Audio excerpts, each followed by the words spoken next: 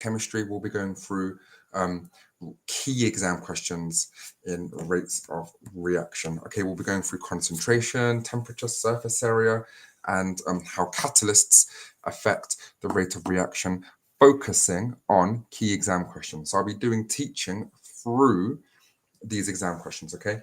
We'll then be moving on to very, very important practicals, which come up time and time again, where you have to know all of them because they could just test you on one of them, right? That's how it works.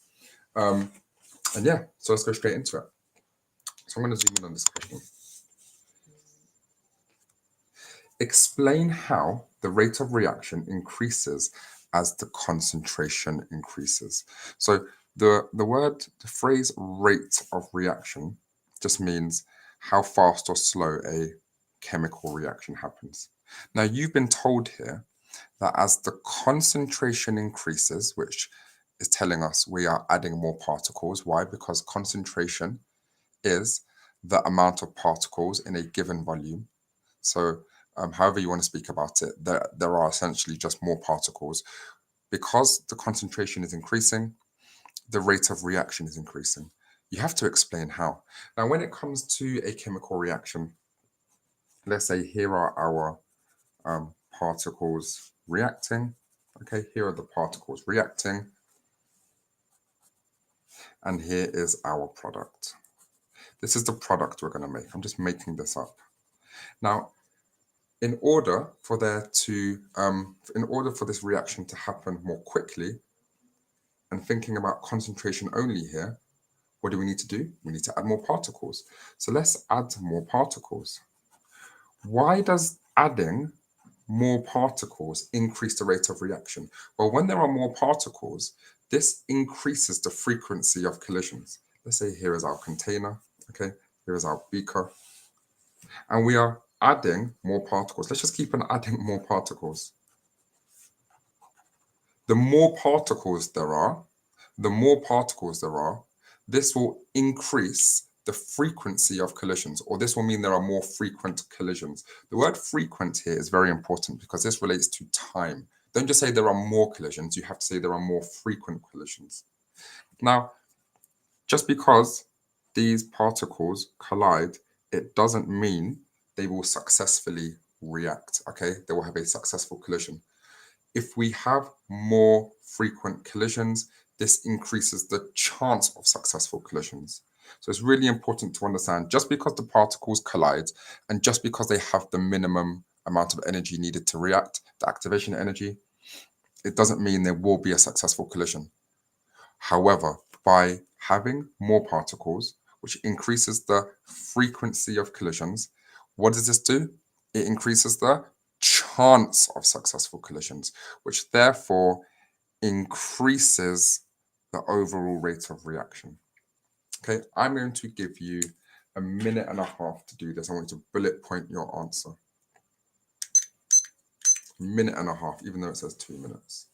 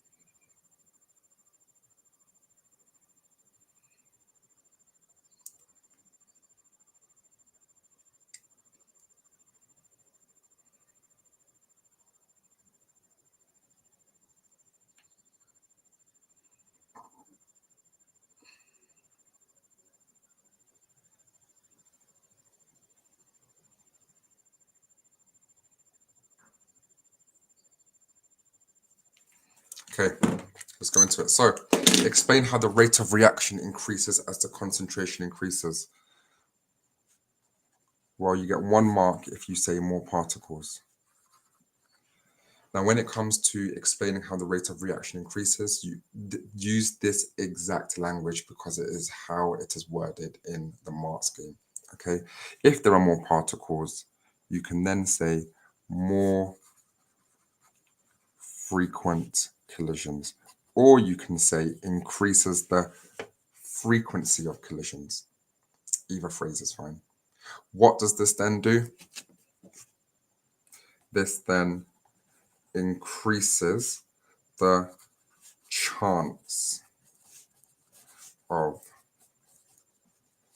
successful collisions. Saying this phrase right here, you need to say that phrase for each factor that affects rate of reaction: concentration, temperature, surface area, catalyst, even pressure if you want to. Whenever you increase one of those factors, we always increase the chance of successful collisions every single time. So no matter what, you can get 1 out of 3, even if you have no idea what you're talking about. But that's not the aim, of course. Now let's move on. Explain. Okay, move in the middle here. Explain in terms of particles why the rate of reaction decreases during any reaction. So let's think about this. Here we have our particles. Okay, here we have our particles. 1, 2, 3, 4, 1, 2, 3, 4. Okay, there are 8 particles here. Now, when these react, we make a square bonded to a triangle. We make a square bonded to a triangle. So like it represents a simple molecule. Now, right now, this represents having lots of particles. Right now, this represents having lots of particles. So we need to explain in terms of particles why the rate of reaction decreases during any reaction. Well, it's going to be the opposite of what we've just learnt. If we know that the rate of reaction increases when we add more particles, well, the rate of reaction must decrease when there are less particles. So look, when this square and this triangle react, we make this molecule. Okay, they're no longer there. What do we now have? We now have less particles. Let's see if this happens, right? This triangle reacts and this square reacts. Okay, what do? We have less particles. We can see that. So as the reaction progresses, there are less particles. So as the reaction progresses,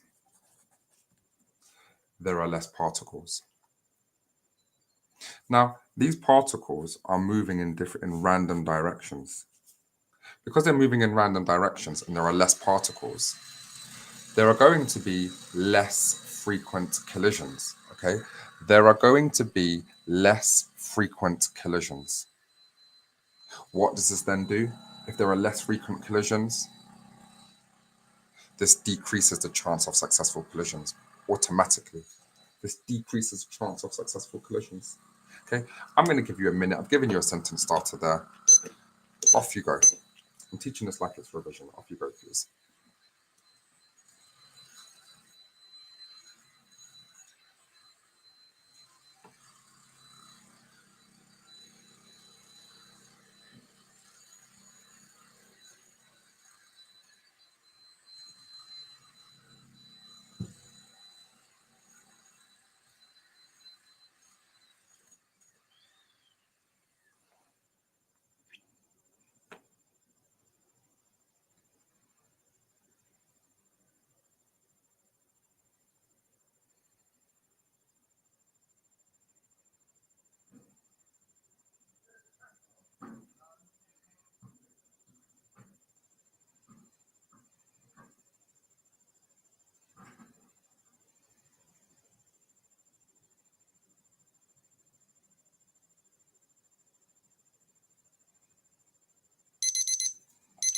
Okay, let's go through it. So, as the reaction progresses, we have less particles. We have less particles. What does this then mean? This means there will be less frequent collisions. Less frequent collisions, okay? Because there are less frequent collisions, look, we've got less particles, less frequent collisions. Unfortunately, this will decrease the chance of successful collisions. This will decrease the chance of successful collisions. So what will happen is, if we think about a rate of reaction graph where we have, look, where are we? Where we have time, okay, let's just say seconds, and then we have, we are measuring, doesn't really matter what we're measuring, volume of a gas produced. At the beginning of the reaction, the line is steep because this is where we have the most particles. Therefore, we've got the most frequent collisions, and therefore the chance of successful collisions has increased. As the reaction progresses, the slope becomes less steep. Therefore, the rate of reaction is decreasing. Eventually, the line is that's meant to be a flat horizontal line to represent how the reaction has stopped. Okay, no more gas is being produced, even though time is continuing. So we can see the reaction is the fastest at the beginning, starts to slow down, and then has stopped. That should be a nice flat line. Okay, fantastic. Let's move on. Where are we? Okay. Excuse me. So let's read this question. Explain why increasing the temperature increases the rate of reaction. Now, have you ever wondered why, when you cook foods, the faster you cook your food, and not the faster, sorry, the higher the temperature at which you cook your food in your pan, the faster the food cooks. Doesn't mean it's a good thing, but the faster the food cooks. That's because the rate of reaction is increased. If you cook your food at a lower temperature, it takes longer for the food to be cooked. So you know from your own personal experience of life that how temperature affects the rate of reaction. The higher the temperature, the faster the rate of reaction. The lower the temperature, the slower the rate of reaction. But you don't need to say that because we've already been told here that the rate of reaction has increased when we increase the temperature. So you just need to explain why. Now, what's going on? Why is it? Let's go back to this example over here. Where are we? Okay, so I'm going to use circles this time and my black triangles. Now remember, we are trying to increase how frequently these particles collide, as well as making sure that all of the particles have the activation energy. So the more often these particles collide, the higher the chance of successful collisions. And when they do collide, we want to make sure that they have the activation energy. So if they have the activation energy, this increases the chance of successful collisions. But how does temperature make the particles collide more frequently? Well, what happens is they will move faster, okay? They move faster. These lines here represent how the particles move faster. So sometimes you can see this in your mark scheme as two separate marks. So say both things, but in my mark scheme, I've given it's one mark. I actually want you to attempt it. So the particles, they move faster. Why? Because they have more energy. So look, the particles move faster because they have more energy. What does this do? They collide more frequently. When they collide more frequently, this increases the chance of successful collisions. Not only that, more particles have the activation energy. More particles have the activation energy. Okay? So let's just recap that. The particles move faster. We can see this by the movement lines or the vibration lines. When the particles move faster, this is because they have more energy and so collide more frequently. Okay? More particles have the activation energy, which increases the chance of successful collisions. I'm going to give you a minute and a half to complete this. A minute and a half.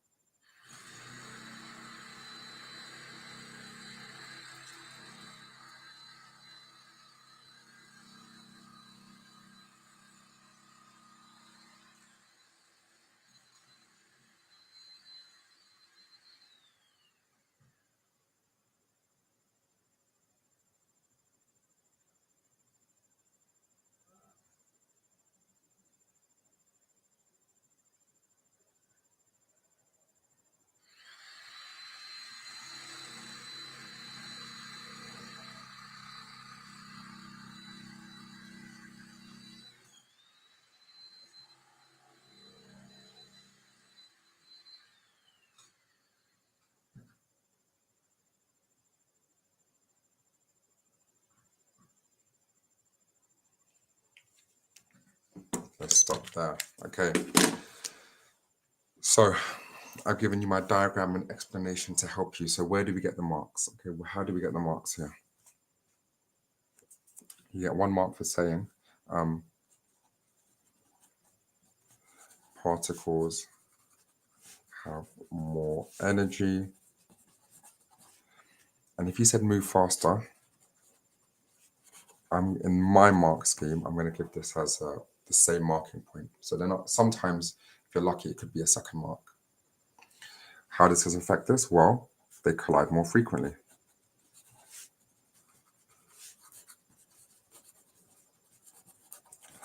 They collide more frequently. Imagine you're in a sports hall or your assembly hall, and there's 100 of you walking in slow motion. How often are you going to collide? Not very often, right? If all of a sudden you're all told to run as fast as you can, blindfolded, you're all going to collide more frequently. Why? You're moving faster. But we're not talking about you, like we're talking about particles in a chemical reaction.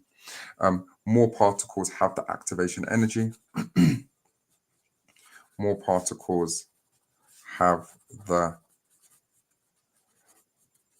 activation energy, and therefore this increases the chance of successful collisions.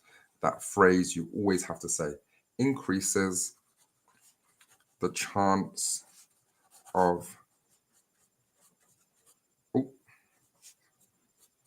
successful collisions. Increases the chance of successful collisions. Okay, so more particles have the activation energy, increases the chance of successful collisions. I'll give you a moment just to go through your work there.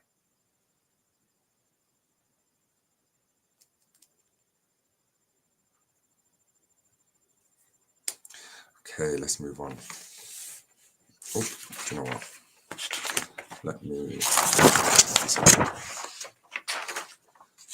Excuse me.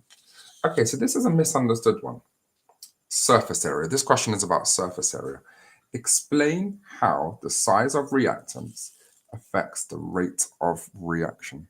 Now, the reason why this is a misunderstood one is because surface area is just how much area there is on the surface of particles. Now, of course, if you were to have one large lump of calcium carbonate, okay, this represents one large lump of calcium carbonate. Of course, the surface area of this one large lump has a larger surface area than a tiny granule of that. Of course it does. What we're actually saying is we take the same mass of this large lump, let's say it is 5 grams, okay? We crush this down, we break it down into lots of smaller sized pieces. So we still have 5 grams. We have the same mass. We have the exact same mass, 5 grams and 5 grams. However, we have smaller pieces of the same substance. Now, what happens is, because there is more of the surface exposed, when we then react this substance, let's say it's hydrochloric acid, when we react calcium carbonate with hydrochloric acid, 1, 2, 3, 4, 5, 6, 7, 8, 9, 10, 11, 12, 6, 7, 8, 9, 10, 11, 12. Because there is more of the substance exposed, or there are more points of contact between the reacting particles, we're going to increase the frequency of collisions. This is going to increase the frequency of collisions. So a larger surface area increases the frequency of collisions. What does that do? Increases the chance of successful collisions. Now, this is a 4-mark question. This is a 4-mark question. Clearly, we need to write a little bit more here, don't we? Let me just, okay, so explain how the size of reactants affects the rate of reaction. Have we been told here that the rate of reaction increases or decreases? It says here affects. So you need to state how the rate of reaction either increases or decreases when we change the size. So you can say the larger the size of the reactants, the slower the rate of reaction. Or you can say the smaller the size of the reactants, the faster or the increased rate of reaction. Now, let's go for smaller here. So we're going to go for smaller, and we know this is going to increase the rate of reaction. So that should be your first sentence. That should be your first sentence. The smaller size reactants increases the rate of reaction. Why? Now, why? What does this do? We have a larger surface area here. Overall, there is a larger surface area. This is because the inside of this relatively larger lump or cube isn't isn't exposed. Only the outer surface reacts, right? Now here we have exposed the inner part of the cube, of the calcium carbonate or the lump. Therefore, when you add up the surface area of each individual little cube, little lump or granule, you add this all up and it's a larger surface area compared to the one large lump. Okay, so clearly, look, we've got a larger surface area when we have a smaller size reactant. What does this then mean? Look, there are more points of contact, more points of contact. You then go into your phrases that you need to say. Increases the frequency of collisions, increases the chance of successful collisions. Yeah, that's how we attempt that. So for this one, it's 4 marks. I'm going to give you 2 minutes. Off you go.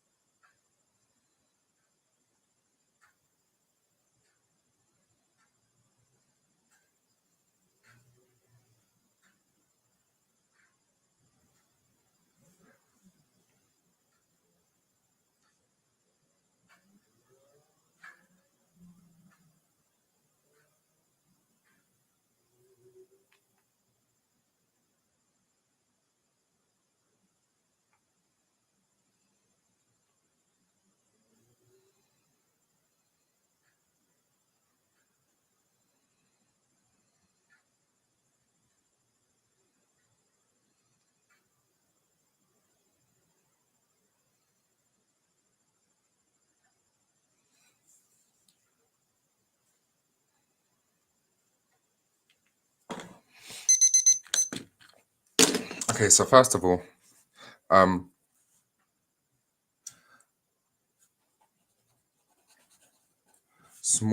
did I do a T there?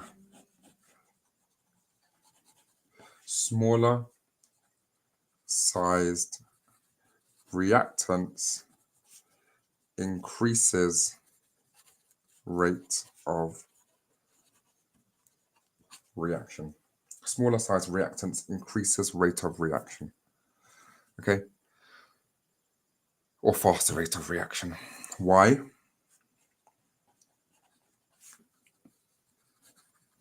Larger surface area. Why? More points of contact. What effect does this have? Frequency of collisions increases.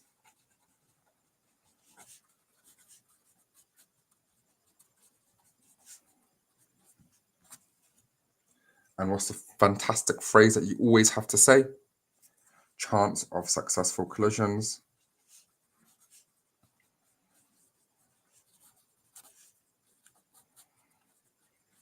increases. So chance of successful collisions increases. Fantastic. I'd like you to just go quickly check your work.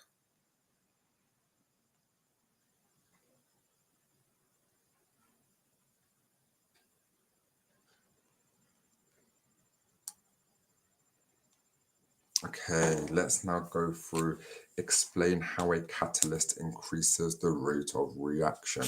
Now, what is a catalyst? A catalyst is a substance which we know increases the rate of reaction, okay?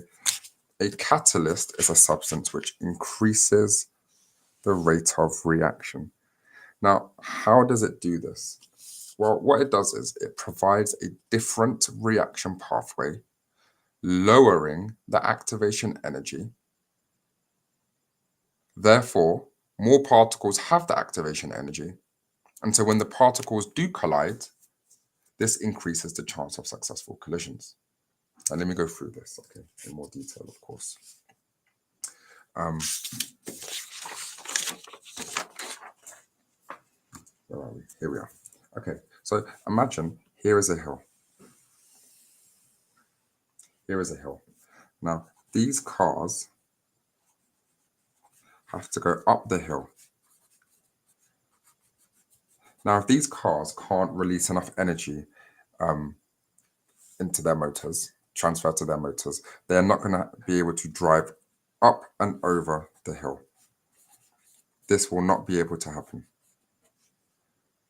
What can we do? Well, what we can do is we can provide a different pathway. So that's what a catalyst does. So here we're going to make a tunnel. Okay, we're going to build a tunnel through this hill. Much easier now, right? The cars are able to drive through the tunnel. Why? We have a different reaction pathway. Different reaction pathway. By having a different reaction pathway, what have we done? We have lowered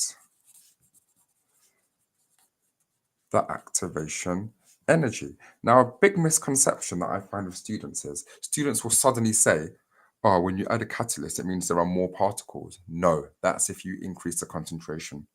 When you add a catalyst, the particles have more energy. We have not given these cars more energy.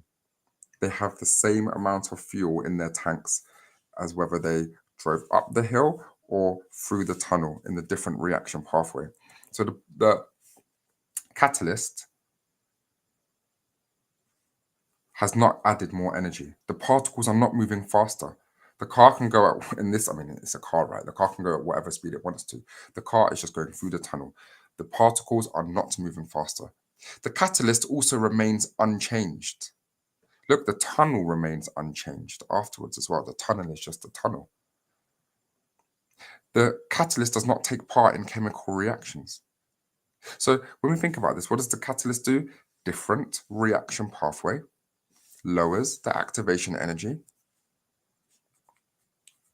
more particles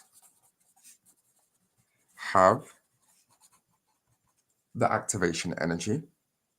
And what does this therefore do? This increases the chance of successful collisions. This is how a catalyst works. Okay, this is how a catalyst works. I'm going to give you, although it's a 2-mark question, I've seen this as a 6-mark question before. This has come up in a 6-mark question, especially in Edexcel. I'm going to change it to a 3-mark question. Off you go. 2 minutes.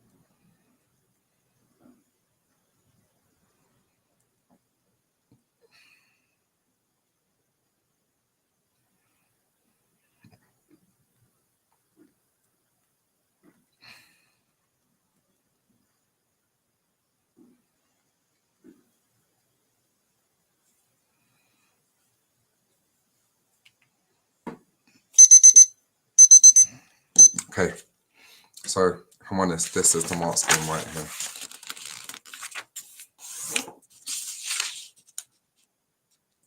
This is the mark scheme.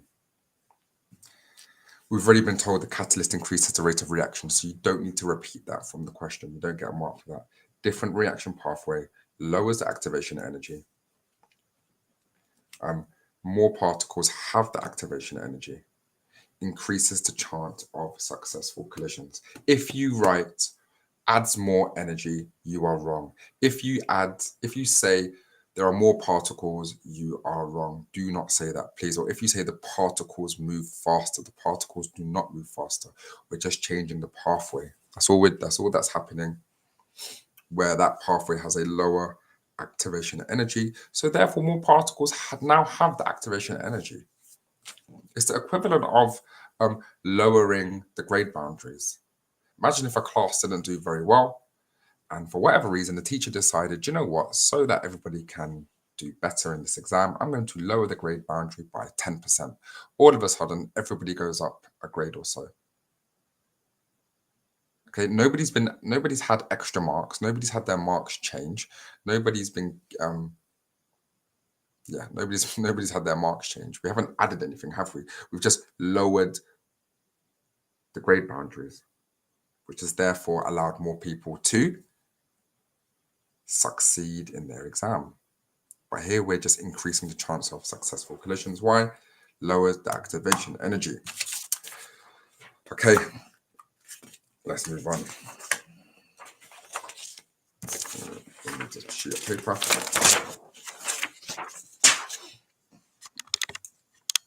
So here we have to, let's read the question first of all. We have to select 2 valid improvements from the options below. So there is a method right here, and we have to select, is it Is it number 1? Is it number 2, 3, 4, or 5? For which we have to select 2 valid improvements. So first of all, let's look at this. What do we have here? We have, we're reacting metal pieces, okay, metal pieces, and it says here magnesium. So we're reacting magnesium with dilute hydrochloric acids. Now, when we react a metal with hydrochloric acid, we produce a salt and hydrogen gas. So look, the hydrogen gas will flow through the delivery tube, will move, the hydrogen gas will move from the conical flask to the inverted measuring cylinder, and we can then measure the hydrogen gas collected in the measuring cylinder. We might want to do that against time potentially. The effect of, let's read this now, the effect of particle size of magnesium. So we're changing how big the magnesium metal is. So the effect of particle size of magnesium metal on the rate of reaction was investigated using the method below. We have measured 25 cubic centimeters of 0.3 moles per decimeter cubed of hydrochloric acid in a conical flask.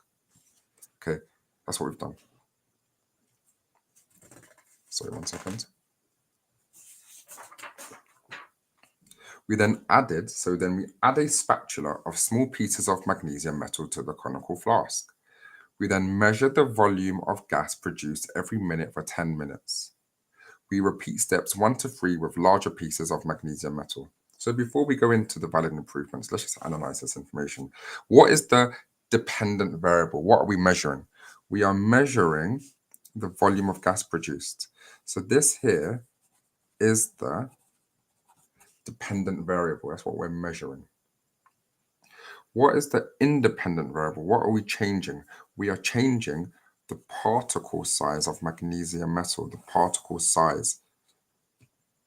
That's what we're doing. So we're using large lumps, small lumps, medium-sized lumps.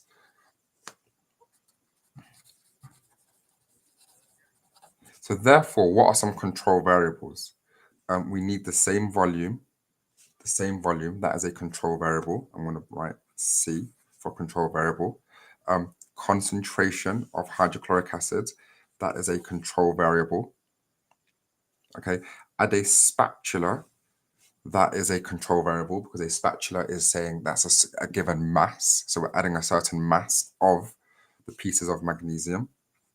Now, whatever the control variable is, it has to be the same each time. It has to be exactly the same each time. And we know temperature also affects the rate of reaction. Does it say anything about temperature here? No, it doesn't say anything about temperature. So are we doing this experiment at 25 degrees Celsius, 20 degrees Celsius, 30 degrees Celsius? Is the heating on in somebody else's lab? Is somebody doing this in winter and another person is doing this in summer? Is one person doing it by the window when it's really, really cold? You know, these things do affect the rate of reaction. So therefore, based on that, I would now like you to select 2 valid improvements from the options below. I'm going to give you 2 minutes to do this.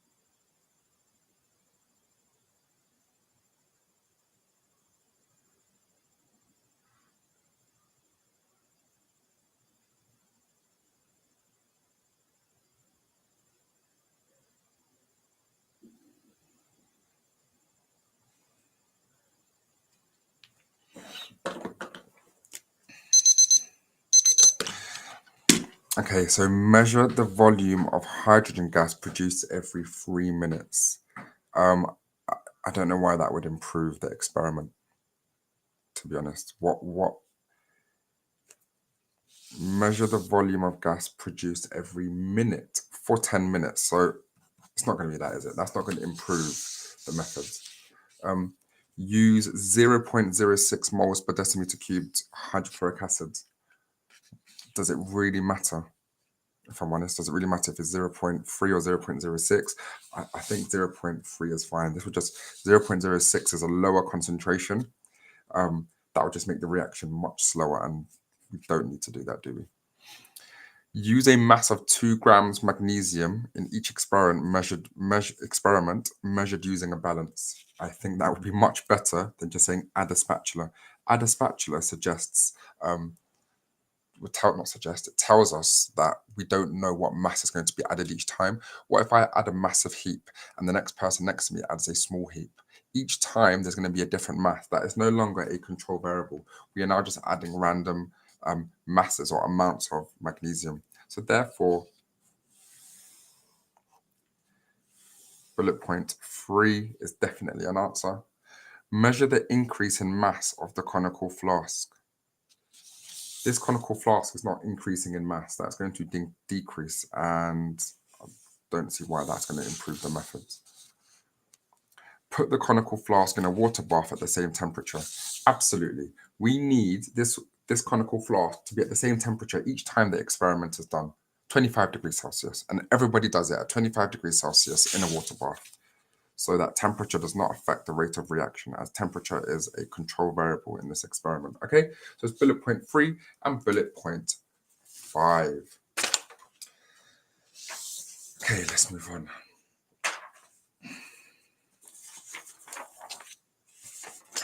Okay, how long do we have left? There are 2 6-mark questions here. We may not get onto the last 6-mark question. We might not. Now, here we have an experiment which is an improvement of what we just did.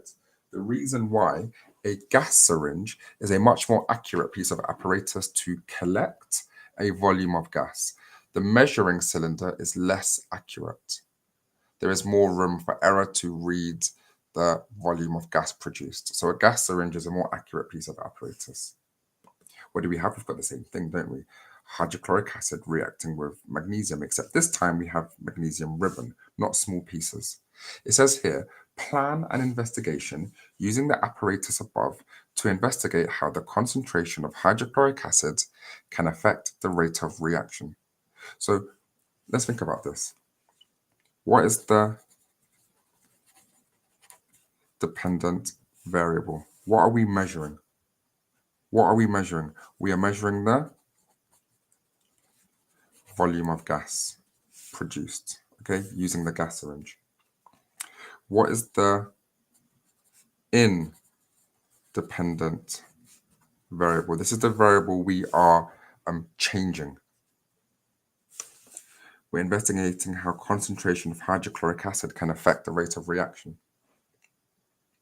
Okay, so we're clearly going to have to repeat using different concentrations of HCl, of hydrochloric acid, clearly, right? Now, what are some control variables? Because concentration of hydrochloric acid is the independent variable, we have to use the same volume of hydrochloric acid. Same volume of hydrochloric acid. We have to use the same temperature, don't we? Okay, same temperature. I says temperature, apologies. The T is a little bit too close to the E. And then look at this magnesium. Same mass and size of magnesium. Now, a bit of advice.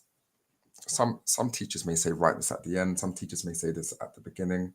Whatever you choose, make sure you get in explicitly the dependent variable is the volume of gas. This is what we measure. The independent variable is what we change. This is the blah, blah, blah. The control variables are you will automatically get marks.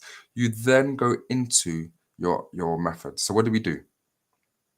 We measure a volume of hydrochloric acid, let's say 100 centimeters cubed, using a measuring cylinder. Okay, using a measuring cylinder. We then add this to our conical flask. Look, we then connect the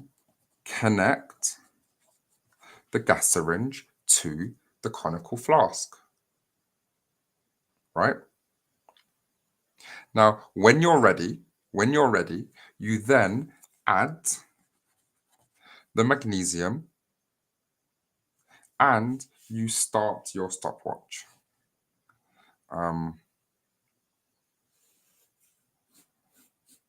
You start your stopwatch.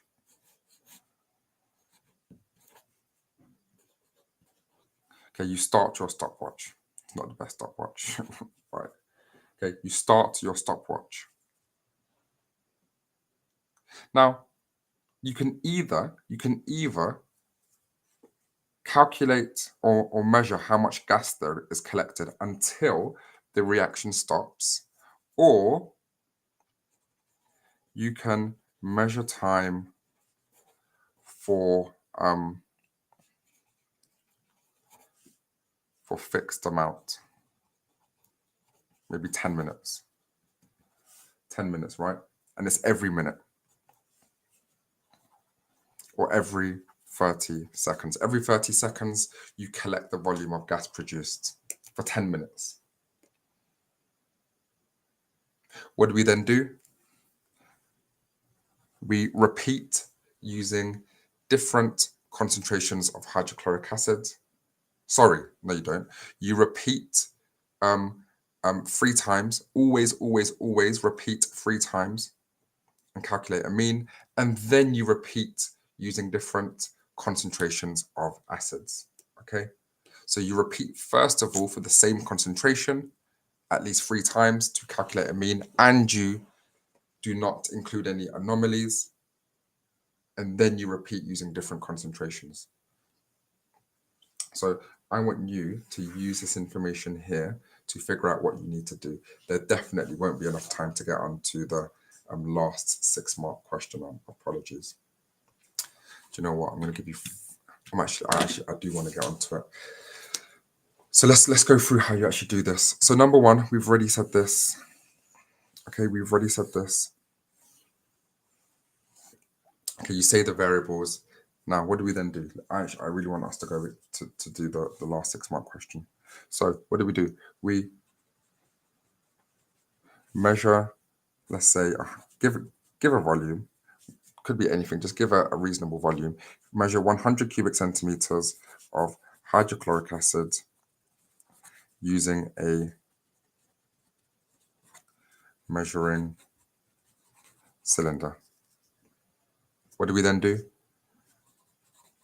We add the hydrochloric acid to the conical flask. Imagine these are instructions that you're giving to a friend. We connect flask to gas syringe. You have the diagram here. You literally have the diagram here. Just say what you need to do using the apparatus. We add the magnesium.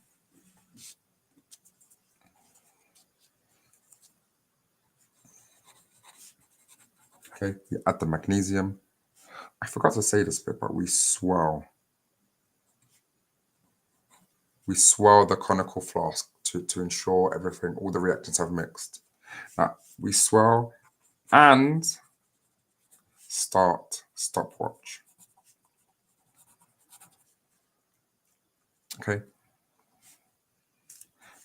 This bullet point right here, measure time for fixed amounts, say for 10 minutes, and record every 30 seconds.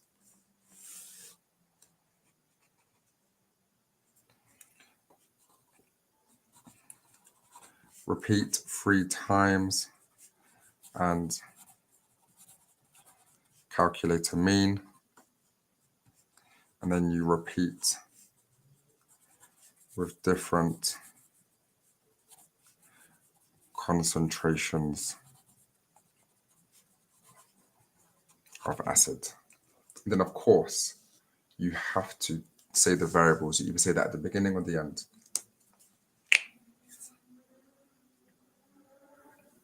Okay, I'll give you a moment just to take a photo of that.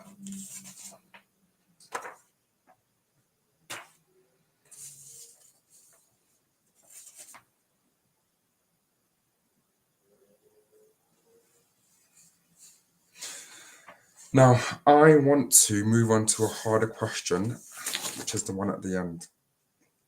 Okay, we're going to move on. We're going to move on to this question right here. We're going to move on to this question right here, okay? That's what we're going to move on to. So skip a page, we're going to move on to this one. Here we have another practical question. Now, they love asking questions on this, so that's why I really want to go through this. This is the chemical reaction where you react sodium thiosulfate with an acid, and in this case, it's hydrochloric acid. What happens is you measure using a stopwatch or timer how long it takes for the black cross drawn on a piece of paper to disappear. What do we have here? A thermometer to measure the temperature of something, right? Now it says here, the effect of temperature on the rate of reaction was investigated. So we are investigating how temperature affects how quickly the black cross disappears. Now we know the faster the rate of the reaction, the higher the temperature. So we expect the time to be lower, to be shorter when the temperature is higher. Sodium thiosulfate solution was reacted with hydrochloric acid. It says there are errors in the method below.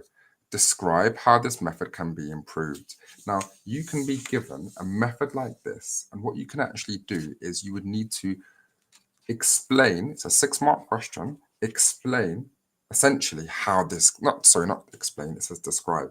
Describe how this method can be improved using suggestions to improve.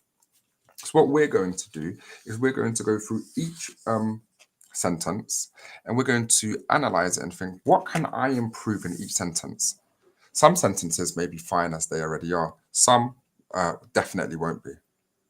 So we have to think, what can we do to improve? So number one, it says, let's read it first. Use a beaker to measure 100 centimeters cubed of heated sodium thiosulfate solution.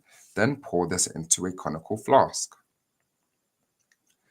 Now, if this is the exact method you're given, is it the right thing to use a beaker to measure 100 cubic centimeters? No. So what you would say is we're going to cross that out. We're not going to use a beaker, are we? You would, when you describe your method, you're going to say a measuring cylinder. You clearly don't use a beaker to measure volumes of liquids. We use a measuring cylinder. And it says here heated. What does that mean? How are you going to heat this solution? Okay, so you don't just say heated. You have to say use a water bath and be specific about it. Actually give some different temperatures. Okay, so already we've made 2 suggestions. Already in the first sentence, we've made 2 suggestions. The next line, measure the room temperature using a thermometer. Why are we measuring the room temperature? What effect does that have? It doesn't matter. Okay, we are using a water bath. And what we should be doing is we should measure. We don't need that. That doesn't matter at all. We measure the temperature of the solution. Okay? We measure the temperature of the solution in the water bath. This is to make sure that the solution, sodium thiosulfate, is the temperature that we need it to be, because we're not completely sure yet, are we? Only once we know the temperature has reached what we need it to be, are we ready to start. You place the conical flask on a black cross drawn on paper. I mean, I think that's fine, to be honest. Right, that's fine. 4, start the timer. Why? we start the timer actually when the acid is added. Now, you can also add, look, use a measuring cylinder to measure 100 cubic centimeters of sodium thiosulfate. You can also say, well, I mean, here we're saying, how much acid have we added? You can also talk about how use a different measuring cylinder to measure 100 cubic centimeters of hydrochloric acid. Okay, so you would use a different measuring cylinder to measure 100 cubic centimeters of the acid. Okay. 5. Use the same beaker to measure 20 cubic centimeters of hydrochloric acid. So this is what I just said here. We're not going to do that, are we? And why are we doing that down there? That should be done up here. That should be done up here.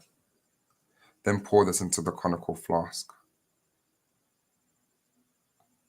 You know, why are we starting the timer over here? Things are a bit muddled up, aren't they? So we use a different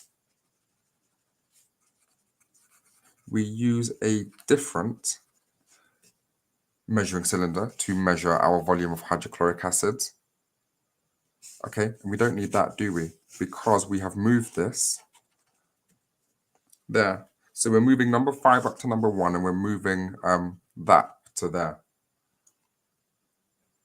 Stop the timer once the cross can no longer be seen. Yep, I agree. And then repeat the experiment at different room temperature. No, we repeat the experiment at different temperatures of the solution. And then finally, and there's a couple of other things you can write, right? But look how many things we're writing to get 6 marks. The control variables. Same concentration and volume of each solution of sodium thiosulfate and hydrochloric acid. So how many things have we improved here? 1, 2, 3, 4, 5. We've moved this up here. 6, 7. We've kept this. 8, 9 in terms of the correct order. So we've readjusted the order and we've changed things as well. We've changed which apparatus we're going to use.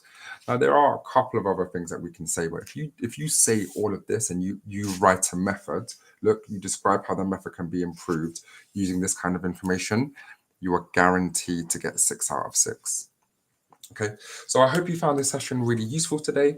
We went through some key exam questions likely to come up. We never went over calculating rate of reaction or drawing a tangent. That requires a little bit more time.